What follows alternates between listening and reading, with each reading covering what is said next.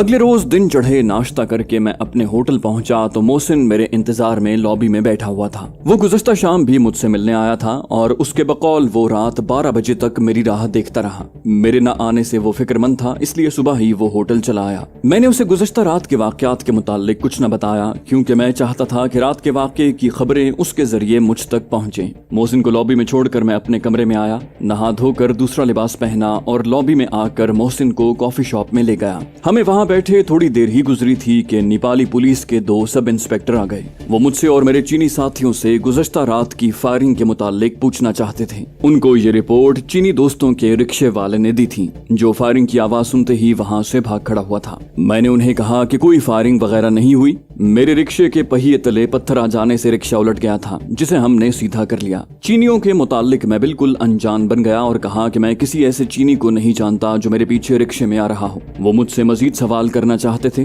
Coffee पीने के दौरान मैंने उन्हें कहा कि मुझे अपने सिफारत खाने जाना है। मैं एक मौजिज़ शख्स हूँ और ये नहीं चाहता कि एक रिक्शे ड्राइवर ने चरस के नशे में आपसे जो गलत बयानी की है उसकी बिना पर आप मुझसे बिला जवाब सवाल करें। ये कहते हुए मैंने 1000 रुपए के नोट टेबल पर रख दिए और उनसे पूछा कि आप ये रुपया लेकर रिक्शा ड्राइवर की गलत रिपोर्ट को भूल जाना चाहेंगे या मुझसे सवालो जवाब का बेकार और बेफायदा सिलसिला जारी रखना चाहेंगे। मैंने बड़े एतमाद से ये रुपए टेबल पर रखे थे। बीरगंज में पुलिस के रवैये को मैं देख चुका था। काठमांडू में चरस ममानियत के बावजूद खुलेआम फरोख्त होती थी। मेरी मालूमात के मुताबिक चरस फरोख्त करने के कई अड्डे पुलिस वालों की मिल्कियत थे। क़याम पाकिस्तान से पहले हिंदुस्तान की मुतलकुल इनान सैकड़ों रियासतों में नज़्म नस्क का जैसा फुकदान था, नेपाल में भी तकरीबन वैसी ही हालत थी। दोनों पुलिस अफसरों ने एक दूसरे की तरफ देखा, नोट उठाकर जेब में डाले, मुझसे हाथ मिलाकर सैल्यूट किया और चले गए। उनसे पीछा छुड़ाकर मैंने मोहसिन को कहा कि वो मेन बाजार में कश्मीरी शॉलों की दुकान पर जाए और दुकान का टेलीफोन नंबर ले आए। मेरा उसे बाजार भेजने की वजह टेलीफोन नंबर लेना नहीं बल्कि विजय की मौत का रद्द अमल देखना था। मोहसिन को मैं काबिल एतमाद तो समझता था, लेकिन उसमें एक खामी थी। राज की कोई बात उसके पेट में ठहरती नहीं थी और मैं चाहता था कि हत्तुल इम्कान खुद को विजय के कत्ल होने के वाक़े से दूर रखूं।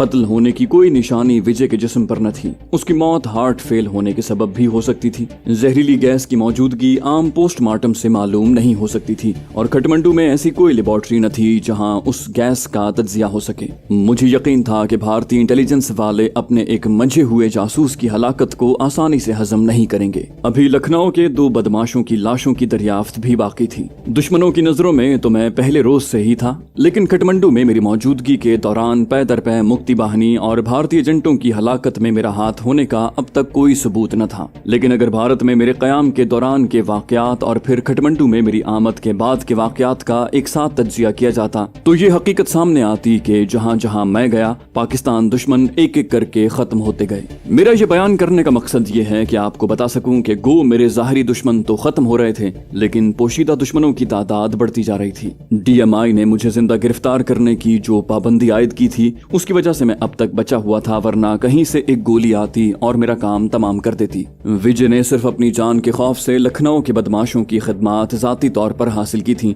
और अगर उसकी प्लानिंग कामयाब हो जाती तो वो उससे अपनी लाताल्लुकी जाहिर करता। मोहसिन शाम को लौटा। टेलीफोन नंबर देने के साथ ही उसने बताया कि विजय का गुज़श्ता रात अचानक इंतकाल हो गया है और उसकी लाश को बजरिया जहाज दिल्ली भेजा जा रहा है। मोहसिन को रात मेरी होटल से गैर हाजिरी की वजह यकीनन समझ आ चुकी होगी, लेकिन उसने इस सिलसिले में कोई बात न की। गुज़श्ता रात रिक्शे पर फायरिंग और विजय की हलाकत पर भारतीय सिफारत खाना यकीनन भिन्ना उठा होगा। बदले की आग में जलते हुए वो कोई भी कदम उठा सकते थे। मैंने मरियम को फोन पर अपने खदशात से आगाह किया तो उसने भी उनकी तायद की और ये फैसला हुआ कि मैं आइंदा कभी भी शाम को चिंगवा रेस्टोरेंट में डायरेक्ट नहीं जाऊंगा, बल्कि मुख्तलिफ सड़कों से होता हुआ वहां पहुंचूंगा और वापसी पर मरियम मुझे अपनी गाड़ी में होटल छोड़ने जाया करेगी। चीनी दोस्त मेरे हमरा तो हमेशा होंगे ही, लेकिन होटल से वापसी पर वो मरियम को भी वापस पहुंचा कर आएंगे। मैंने वक्ती तौर पर तो इस प्रोग्राम पर अमल शुरू कर दिया, लेकिन आइंदा 4-5 दिनों में ब्रिटिश हिप्पियों की एक वैन खरीद ली जिसे वो पैसे खत्म होने पर सस्ते दामों फरोख्त कर रहे थे। होटल के एक गार्ड को मैंने माकूल मुआवजे पर गाड़ी की खुसूसी तौर पर देखभाल, सफाई और निगरानी पर रजामंद कर लिया।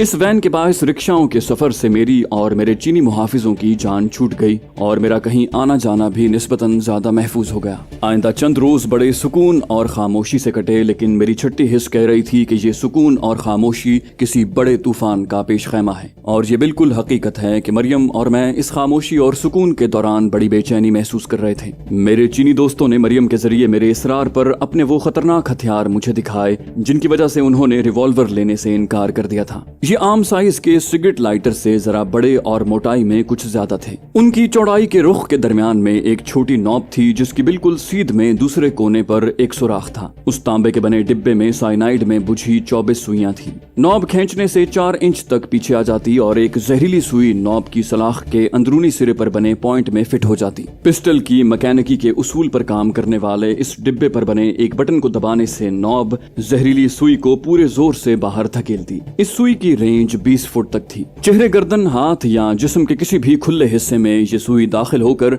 आधे मिनट से भी कम वक्त में अपने शिकार को हलाक कर देती। उसके चलने की ना तो कोई आवाज आती और ना ही उसका शिकार जब तक हलाक न हो जाता किसी को भी उस सुई की हलाकत आफरीनी का इल्म होता। चीनी दोस्तों ने उस हथियार का एक डिब्बा मुझे तोहफे में दिया। ये तोहफा लेते वक्त मुझे इल्म न था कि इस हथियार को टेस्ट करने का मौका मुझे बहुत जल्द मिलने वाला है। आइंदा चंद रोज बड़े अमन और सुकून में कटे। मौसम में तब्दीली के आसार भी दिखाई दे रहे थे। यूएनओ के जिस नुमाइंदे ने अपनी निगरानी में इमदादी सामान की तकसीम की थी, वापसी से पहले उसने महाजिरों की रिहाइश गाहों को भी देखा। उसने महाजिरों की हालत जारी की ऐसी रिपोर्ट लिखी कि जल्द ही अफगान एयर के जहाजों की परवास का शेड्यूल भी सिफारत खाने में आ गया। इस खबर ने महाजिरों में खुशी की लहर दौड़ा दी। परवाजें शुरू होने में अगरचे अभी 3 माह बाकी थे, लेकिन जहाजों में जगह हासिल करने के लिए महाजिरों के ठट सिफारत खाने में जमा हो रहे थे और एम्बेसी वालों के लिए फिर पैसा कमाने के जराए पैदा हो गए थे। ट्रांसमीटर ऑपरेटर ने मुझे बताया कि इस बार जहाज में सीट हासिल करने का रेट 2000 रुपए रखा गया है। 2 साल से खटमंडू में मुकीम बेजारो मददगार महाजिरों को तो टाला जा रहा है, क्योंकि वो जो कुछ भी साबिका मशरकी पाकिस्तान से लाने में कामयाब हुए थे इन 2 सालों में खत्म कर बैठे हैं। लेकिन बिल्कुल नए आने वाले महाजिरों को जिनके पास अभी कुछ जमा पूंजी बाकी है, उन्हें सीटें अलॉट की जा रही हैं। इस सखाशाही के खिलाफ पुराने महाजिरों ने सख्त एहतजाजी रवैया अपनाया है। वो न सिर्फ सिफारत खाने बल्कि सफीर के घर के बाहर भी नारे लगाते हैं। महाजिरों के ग्रुप ने सिफारत खाने के बाहर भूख हड़ताल शुरू की तो सिफारत खाने ने नेपाली पुलिस के जरिए भूख हड़तालियों को लाठी चार्ज के जरिए मुंतशिर करवा दिया। इस सारे वाक़े पर अफसोस करने और अपनी बेबसी का इजहार करने के अलावा एक ऐसी खबर भी थी जिसने मुझे चौंका दिया। मायूस महाजिरों को इंसानी हमदर्दी के लिबादे में भारतीय सिफारत खाना अपनी तरफ रागिब कर रहा था और उसके कारकुन दिवाली के त्यौहार की आड़ में महाजिरों में खुर्दनी अजनास के अलावा रुपए भी तकसीम कर रहे थे। दर्जनों महाजिर ये इमदादी सामान लेने हर रोज भारतीय सिफारत खाने में जाते, जहां मुसद्दिका इत्तला के मुताबिक उनका ब्रेन वॉश करने के अलावा उन्हें तरगीब दी जाती कि वो नाइंसाफियों के खिलाफ अपनी आवाज दुनिया में पहुंचाने के लिए पाकिस्तानी और बांग्लादेशी सिफारत खानों को नजर आतिश कर दें। ये बातें सुनकर मेरी पहली सोच तो ये थी कि अच्छा होगा अगर महाजिर ऐसा कर दें। इस तरह उनकी आवाज कम से कम बैनुल अक़वामी मीडिया तक तो पहुंचेगी। इस बारे में बाद में जूं मैं सोचता गया, भारत की इस साजिश के नुकूश मुझ पर वाज़ेह होने लगे। वो एक तीर से बैक वक्त 3 शिकार करना चाहते थे। पाकिस्तान की रुसवाई, पाकिस्तान और बांग्लादेश के हाल ही में अच्छे ताल्लुकात को इब्तिदा में ही सबोताश करना, महाजिरों को नज़्म नस्क तोड़ने और जलाओ घेराव के जुर्म में नेपाली हुकूमत के कानून के मुताबिक लंबी मुद्दत के लिए जेलों में सड़वाना और नेपाल में नए महाजिरों की आमद पर पाबंदी लगवाना। भारत को ये घिनौनी चाल चलने का मौका सिर्फ पाकिस्तानी सिफारत खाने की धांधलियों के बायस मिला था। सब कुछ जानते हुए भी इन मुमकिन पेश आने वाले हालात की रिपोर्ट अपने महकमे को भेजने के सिवा मैं कुछ न कर सका। मोहसिन ने अपने साथ नए शादीशुदा लड़के भी शामिल कर लिए थे। ये भारतीय सिफारत खाने जाने वाले महाजिरों की टोह में रहते। उन्होंने उनके नाम पते हासिल कर लिए और भारतीय इशारों पर उनके आइंदा इरादों के बारे में भी खासी जानकारी भी हासिल की। इन महाजिरों का कतन कोई ऐसा इरादा न था कि पाकिस्तानी और बांग्लादेशी सिफारत खानों को आग लगाएं। ये महज अपनी माली जरूरियात पूरी करने के लिए भारतीय सिफारतकारों की हाँ में हाँ मिला रहे थे। मशरकी पाकिस्तान में मुक्ति बाहिनी और भारतीय फौज के हाथों जख्म खूर्दा ये महाजिर खुद पर बीते जुल्म और रुसवाई के वाकयात को हरगिज नहीं भूले थे। फिर फिर भी हालात की नज़ाकत के पेश नज़र मैंने मोहसिन और लड़कों के जरिए उन महाजिरों में भारत के असल मकसद और नतीजतन महाजिरों की गिरफ्तारी की बात उनमें फैला दी। अपनी तरफ से ये ऐलान भी कर दिया कि भारतीय सिफारत खाने जाने वाले महाजिरों में कुछ ऐसे भी हैं जो एक एक बात की रिपोर्ट पाकिस्तानी सिफारतकारों को पहुंचा रहे हैं। उस रिपोर्ट की रोशनी में पाकिस्तानी सिफारत खाना उनकी रजिस्ट्रेशन कैंसिल कर देगा और इन महाजिरों को लामहला भारत में धकेल दिया जाएगा। यह सुनकर महाजिरों के तो होश उड़ गए। उनकी माली जरूरियात के मुतालिक उन्हें कहा गया कि अपनी जायज जरूरियात की फहरिस्त बनाकर अन्नपूर्णा होटल में मुझसे मिलें,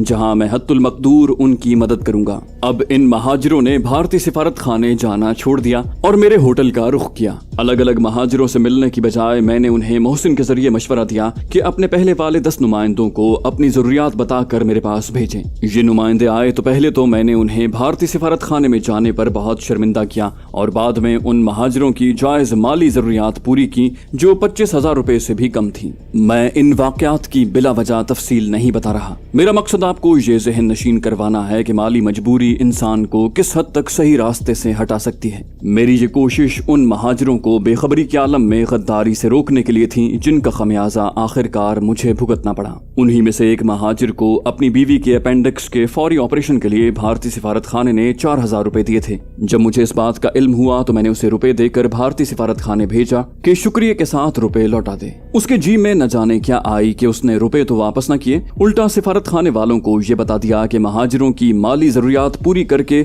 मैंने उन्हें सिफारत खाने जाने से रोक दिया है। रुपए लेकर जब वो भारतीय सिफारत खाने जा रहा था तो मैंने मोहसिन और 4 लड़कों की ड्यूटी लगाई कि सिफारत खाने से बाहर निकलते ही उसे घेर घार कर मेरे होटल में ले आए। जब उसे होटल में लाया गया तो मेरे पूछने पर उसने कहा कि रुपए उसने लौटा दिए हैं। मैंने चीनी दोस्तों को कहा कि उसकी तलाशी लें। तलाशी पर मेरे दिए हुए निशानजदा नोट उसकी अंदरूनी जेब से बरामद हुए। मुझे बेहद तैश आया कि एक तरफ तो मैं इनकी भलाई और बेहतरी के लिए अपनी जिंदगी को हर वक्त खतरे में डाले रखता हूँ और उसके बदले में मेरे साथ ऐसा मुनाफिकाना सलूक कर रहे हैं। उस गुस्से की हालत में मैंने उसे 5-7 चपत लगाए। उसने और तो कुछ न किया, मौका मिलते ही तेजी से भाग खड़ा हुआ। मैंने भी उसे जाने दिया और सोचा कि इतना सबक ही काफी है, लेकिन उसने अपने दिल में गिरह बांध ली और मुझसे बदला लेने के लिए भारतीय सिफारतकारों से मिलकर और अपनी वफादारी के वादे करके उन्हें ऐसा राम किया कि उनके मशवरे से ये शख्स 2 रोज बाद मेरे होटल आया और फिल हकीकत मेरे पांव पकड़कर मुझसे अपनी गलती की माफी मांगी। मैंने भी उसकी माली मजबूरी को सामने रखते हुए उसे सिद्के दिल से माफ कर दिया और चंद रोज में ही ये मेरे इर्द गिर्द मंडलाते हुए बिलाखिर मेरा एतमाद बहाल करने में कामयाब हो गया। ये सारा दिन मेरे होटल की लॉबी में बैठा रहता और मेरे पूछने पर कहता कि आपकी वतन परस्ती का मुअत्तकिद हो चुका हूँ और आपसे मिले बगैर रहा नहीं जाता। उससे पीछा छुड़ाने के लिए मैंने कई बार उसे बेरुखी से होटल में आने से मना किया, लेकिन वो बाज न आया। होटल की लॉबी से निकलवाया तो होटल के पार्क में बैठने लगा। मेरे दिमाग पर वो एक बोझ सा बन गया था। उसकी इन्हीं हरकत ने मुझे उसके बारे में शक में मुब्तला कर दिया और मैंने मोहसिन और लड़कों को उसकी निगरानी पर लगा दिया। सुबह से लेकर रात को उसके अपने घर तक पहुंचने तक उसकी निगरानी होती थी, लेकिन कोई ऐसा सुराग न मिला जिससे उसका भारतीय सिफारत खाने से राब्ते का सबूत मिलता।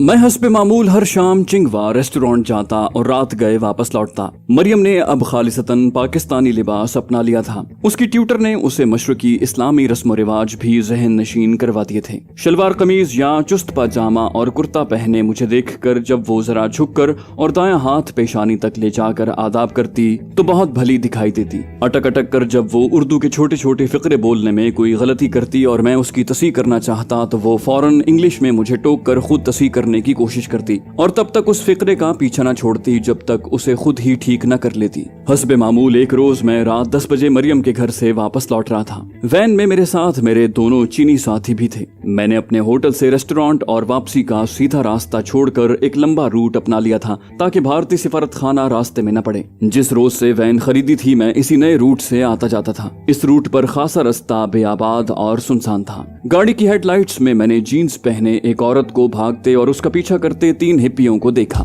वैन करीब पहुंची तो औरत बेहद खौफजदा अंदाज में चिल्ला रही थी। मैंने गाड़ी रोकी तो वो औरत हेल्प हेल्प चिल्लाते वैन के बिल्कुल करीब आ गई। वो बहुत डरी हुई थी। भागने से बाल उसके चेहरे को ढांपे हुए थे। उस औरत ने मुझे मेरे असली नाम से मुखातिब करते हुए कहा, प्लीज मेरी जान बचाओ, ये जर्मन नाज़ी पार्टी के मेंबर हैं। ये वही इसराइली जासूसा थी जो मेरे होटल में रात को आई थी। सूरत हाल को न समझते हुए भी मैं वैन से उतर आया और मेरे साथ ही मेरे चीनी दोस्त भी वैन से बाहर आ गए। ये सब 5 सेकंड में हुआ। इतने में पीछा करने वाले तीनों मर्द भी वहां पहुंच गए। उन तीनों के हाथ में खंजर थे और सबसे आगे वो जर्मन टूरिस्ट था जो गोरखपुर से काठमांडू तक मेरा हमसफर रहा। और शिव के मंदिर की सीढ़ियों पर रुपए देते हुए जब मैंने उसे इन इस्राएली लड़कियों के मुतालिक पूछा तो उनका पता बताते हुए उसने उन लड़कियों के लिए बिचेस का लफ्ज इस्तेमाल किया था। जर्मन टूरिस्ट और उसके दोनों साथी मेरे करीब आकर रुक गए। मुझे पहचानते हुए वो बोला, यही वो यहूदी जासूसा है जिसके मुतालिक तुमने मुझसे पूछा था। ये तुम्हारे मुल्क की दुश्मन है, ये हमारी कौम की भी दुश्मन है और आज ये अकेली हमारे हत्थे चढ़ गई है। हम इसे मार डालेंगे और तुम्हारे और हमारे दुश्मनों में एक की कमी हो जाएगी। हाथ में खंजर पकड़े ये जर्मन मेरे इतने करीब आ चुका था कि मुझे अपना हथियार निकालने से पहले ही हलाक कर सकता था। मैंने सूरत हाल की नजाकत को देखते हुए उसे जबानी समझाने की कोशिश की और कहा, तुम बेशक इसे मार देना, लेकिन पहले अपना खंजर जेब में डालो और मेरे एक सवाल का जवाब दो। तुम्हारे मुल्क ने तो न सिर्फ इसराइल को तस्लीम किया हुआ है बल्कि उससे गहरी दोस्ती भी है और खासी बड़ी माली इमदाद और हथियार भी दिए हैं। फिर ये तुम्हारी दुश्मन कैसे हुई? चरस का मारा ये सूखा सड़ा जर्मन आम हालात में मेरे घूंसे से ही चित हो जाता, लेकिन उस वक्त मुझसे 2 फुट के फासले पर खड़ा ये मदकूक एक ही वार से मेरा काम तमाम कर सकता था। उसने ना तो खंजर जेब में डाला और ना ही मेरे सवाल का जवाब दिया। मेरी पुश्त वैन से लगी हुई थी। अपने बचाव के लिए मैं पीछे भी हट नहीं सकता था और मेरी इस कमजोर पोजीशन का उसे भी एहसास हो चुका था। वो बोला, हम तुम्हें भी मार डालेंगे, तुम पर भी इनाम है। ये कहते हुए उस जर्मन ने मुझे अपने खंजर की जद पर ले लिया और पूरी ताकत से वार करने के लिए एक कदम पीछे हटा। अब समझने समझाने का वक्त नहीं था। ये एक लम्हा था जिसे अगर मैं जाया कर देता तो उसके खंजर का निशाना जरूर बन जाता। मुझे अपने बचाव के लिए अपने और जर्मन के दरमियान 2 फुट से ज्यादा फासला दरकार था। वो जो ही मुझ पर वार करने के लिए पीछे हटा, मैंने बैक वक्त उसके नाजुक आजा पर किक जमाई और खंजर वाले हाथ की कलाई पकड़ ली। जर्मन किक के दर्द से दोहरा हो रहा था और उसकी कलाई को मैं उसकी पुश्त की तरफ ले जा रहा था। इसका नतीजा ये निकला कि जर्मन पीठ के बल सड़क पर चित हो गया। मैं DMI की हिरासत से निकलने के बाद अपनी जहनी हालत के बारे में पहले बता चुका हूँ कि अब मुझे अपनी जिंदगी से प्यार हो चुका था और मुझे गिरफ्तार या हलाक करने की कोशिश करने वालों को देखकर मैं अपने होशो हवास खो बैठता। उसी कैफियत से मैं उस वक्त 2-4 था। मैंने जोधपुरी जूते पहन रखे थे। सड़क पर गिरे जर्मन की खंजर वाली कलाई पर मेरा एक पांव था और गर्दन पर दूसरा। जब मेरे हवास बहाल हुए तो जर्मन मर चुका था। उसकी गर्दन पर मैंने इतना दबाव डाला था कि उसकी गर्दन पिचक गई थी। उस जर्मन के दोनों साथी गायब थे और वैन के पीछे अंधेरे में मेरे चीनी दोस्तों के हजूले दिखाई दे रहे थे। मैंने जल्दी से पिस्टल निकाला और चीनी दोस्तों के करीब गया। सड़क पर दोनों जर्मन बेसुध पड़े थे। मैंने पिस्टल से उन पर फायर करना चाहा तो चीनी दोस्तों ने नो नो कहते और हाथों के इशारे से मुझे रोक दिया और गैस सिलेंडर मुझे दिखा दिखा कर जर्मनों की तरफ इशारा करने लगे। वो उन जर्मनों के बाजू ऊपर उठाकर छोड़ देते जो धड़ाम से नीचे गिर जाते। इस तरह वो मुझे यकीन दिला रहे थे कि गैस से वो दोनों हलाक हो चुके हैं। हमने उन तीनों की जेबों की तलाशी ली और उनके पासपोर्ट और बटवे वगैरह निकाल लिए ताकि उनकी आसानी से शनाख्त न हो सके। इसराइली जासूसा उस वक्त जासूसा नहीं बल्कि एक डरी हुई खौफजदा लड़की दिखाई दे रही थी। मौके वारदात से जल्द अज जल्द दूर होने के लिए मैंने चीनी दोस्तों और इसराइली लड़की को वैन में बैठने को कहा और अपने होटल आ गया। लॉबी में बैठने की बजाय मैं उन्हें कॉफी शॉप में ले गया। मरियम को भी फोन करके मैंने बुला लिया था। थोड़ी ही देर में मरियम भी आ गई। वो हैरान थी कि कुछ देर पहले मैं उसके घर से बखैरियत चला था, फिर ऐसी क्या बात हो गई जो उसे बुलाया है। फोन पर मैंने उसे कुछ नहीं बताया था। इतने दिनों की कुर्बत से वो मेरी इस आदत को अच्छी तरह जान चुकी थी कि मैं अपनी किसी भी मुश्किल में किसी और को और खुसूसन उसे शामिल नहीं करता। मरियम को आते देखकर मैं उसे लॉबी में लेने के लिए चला गया और कॉफी शॉप तक पहुंचने के दौरान उसे सिर्फ इतना कह सका कि वहां बैठी औरत को देखकर वो किसी गलत फहमी का शिकार न हो और खामखा भड़क न उठे। पहले सारी बात सुने और हकीकत जान ले, जिससे मैं भी अभी खासी हद तक नावाकिफ हूँ। मरियम खामोशी से मेरे साथ बैठ गई। मैंने इसराइली लड़की को मुखातिब करते हुए कहा, मैं तुमसे तुम्हारा नाम नहीं पूछूंगा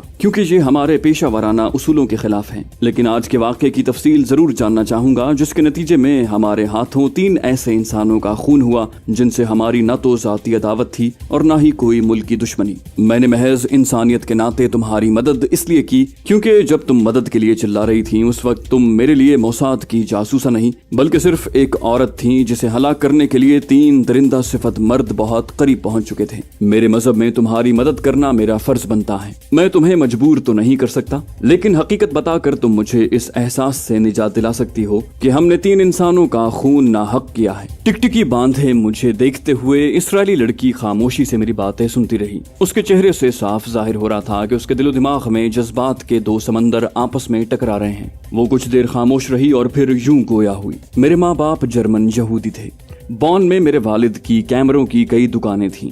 दूसरी जंग अजीम के दौरान जब जर्मन की नाजी पार्टी और हिटलर के यहूदियों पर मजालिम इंतहा से बढ़ गए और यहूदियों के लिए ये लाजिम हो गया कि वो अपनी शनाख्त के लिए अपने लिबास पर पीला फूल लगाएं, बगैर किसी जुर्म और खता के यहूदियों का कत्लेआम होने लगा और इंतहा ये कि लाखों यहूदियों को गैस चैम्बर्स में डालकर हलाक किया गया और उनकी चर्बी से जंगी हथियारों के लिए ग्रीस बनने लगी, तो दूसरी जंग अजीम के दौरान 1942 में मेरे वालिदैन अपने इकलौते बेटे के हमरा छुपते छुपाते पहले ऑस्ट्रिया और फिर फ्रांस में कई बरस गुजारने के बाद 1951 में इसराइल पहुंचे। मैं 1951 में हैफा में पैदा हुई। नकल मकानी के दौरान मेरे वालिद की सारी जमा पूंजी, जान बचाने की रिश्वत और सफरी कागजात के हुसूल में खत्म हो चुकी थी। मेरे वालिद और भाई ने हैफा में बंदरगाह पर मजदूरी करके और माँ ने माल्टों के बागों में काम करके नई जिंदगी का आगाज किया। हम समझते थे कि इसराइल हमारे लिए अमन का गहवारा साबित होगा, लेकिन ये खुशफहमी भी शराब साबित हुई। मुस्लिम अरब ममालिक जिनकी सरहदें इसराइल से मिलती थीं, हमें खत्म कर देने के दरपे थे। इसराइल में हर मर्द और औरत के लिए फौजी तरबियत लाजमी करार दी गई।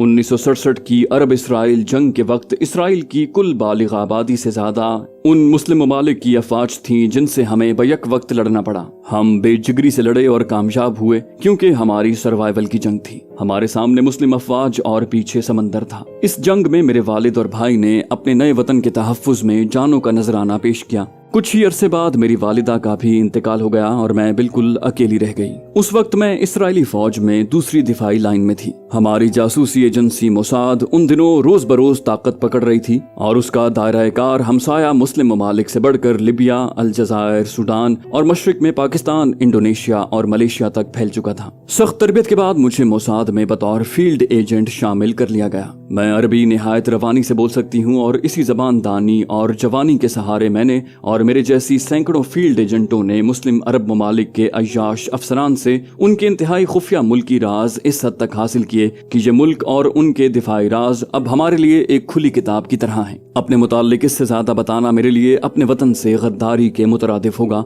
जिसकी मैं किसी सूरत भी मुर्तकिब नहीं हो सकती। अब मैं खटमंडू की तरफ आती हूँ। आपकी यहाँ आमद के तीसरे रोज ही मुझे और मेरे साथियों को आपकी असलियत के बारे में मुकम्मल इत्तला मिल चुकी थी। बम्बई में आपके मेजबानों के कारिंदों में भारतीय यहूदी जासूस भी शामिल हैं। उनके मुताल्लिक इससे ज्यादा मैं कुछ नहीं बताऊंगी। हम बहादुरों के कदरदान हैं, चाहे वो हमारा दुश्मन ही क्यों ना हो। खटमंडू में आपकी सरगर्मियों से हमने वाकिफ होने के बावजूद इसलिए तारुज न किया क्योंकि यहाँ हमारे टारगेट बिल्कुल मुख्तलिफ थे और इनमें कोई टकराव न था। ये तीनों जर्मन जो आज आपके हाथों अपने अंजाम को पहुंचे, जर्मनी की जेर जमीन नाजी पार्टी के मेंबर थे। जर्मनी में बज़ाहिर हिटलर की नाजी पार्टी और यहूद दुश्मनी खत्म हो चुकी है, लेकिन जिस तरह पाकिस्तान के दुश्मन नए लिबादे ओढ़कर पाकिस्तान के 2 टुकड़े करने के बाद बचे कुचे पाकिस्तान को भी खत्म करने पर तुले हुए हैं, बिल्कुल उसी तरह जर्मनी में भी जेर जमीन नाजी पार्टी के बेशुमार अरकान हिटलर को अपना आइडियल मानते और जर्मन कौम को अफजल तरीन कौम समझते हैं और यहूदियों को सफाए हस्ती से खत्म करना उनका अव्वलीन मकसद है। आज शाम मैं अपने मिशन के सिलसिले में अकेली गई थी।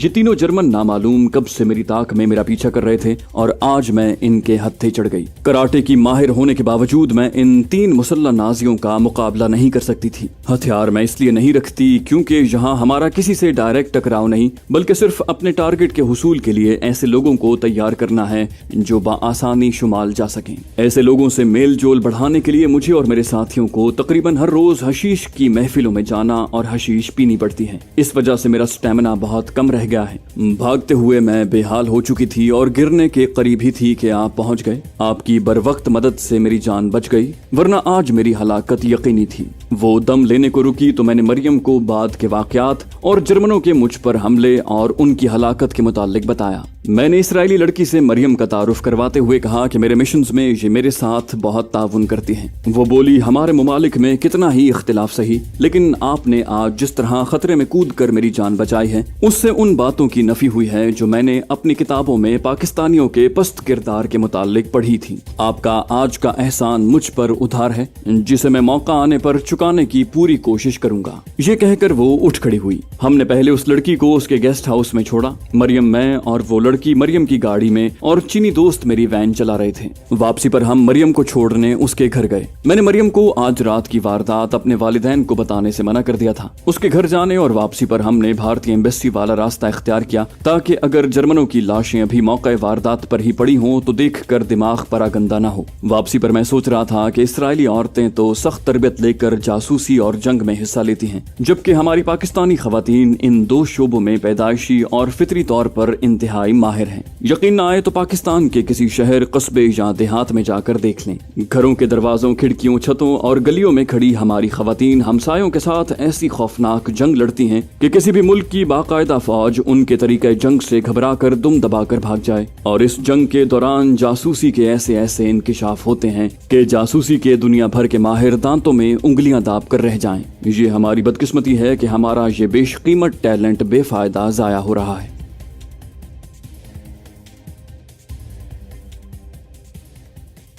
तो दोस्तों, ये थी हमारी आज की एपिसोड। उम्मीद करते हैं आपको हमारी कहानी पसंद आई होगी। जाने से पहले इस वीडियो को लाइक कीजिए और शेयर करना मत भूलिए। कमेंट करके हमें बताइए कि आपको हमारी वीडियो कैसी लगी। और अगर अभी तक आपने इस चैनल को सब्सक्राइब नहीं किया तो इसे सब्सक्राइब कीजिए और बेल आइकन दबाकर ऑल नोटिफिकेशंस ऑन कर लीजिए।